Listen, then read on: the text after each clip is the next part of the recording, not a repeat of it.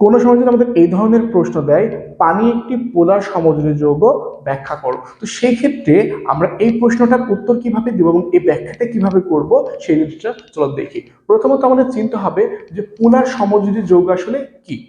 মূলত পোলার সমযোজী যৌগ যে সকল সমযোজী যৌগে আংশিক ধনাত্মক এবং আংশিক ঋণাত্মক মেরু সৃষ্টি হয়, সেই সকল সমযোজী যৌগকে আমরা বলি কি, যে পোলার সমযোজী যৌগ। তো এখানে আমাদের প্রশ্ন করছে পানি, পানি কি আসলে আমাদের পোলার সমযোজী যৌগ?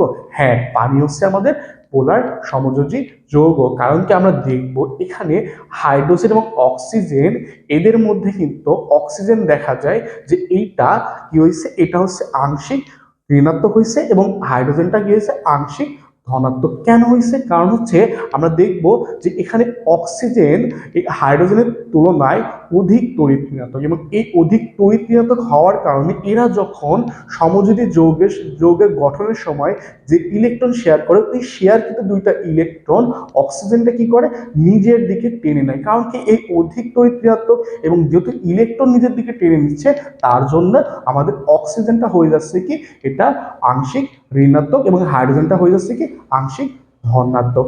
এই জন্যই আমরা বলতে পারি পানি একটি পোলার সমযোজী যৌগ। আশা করি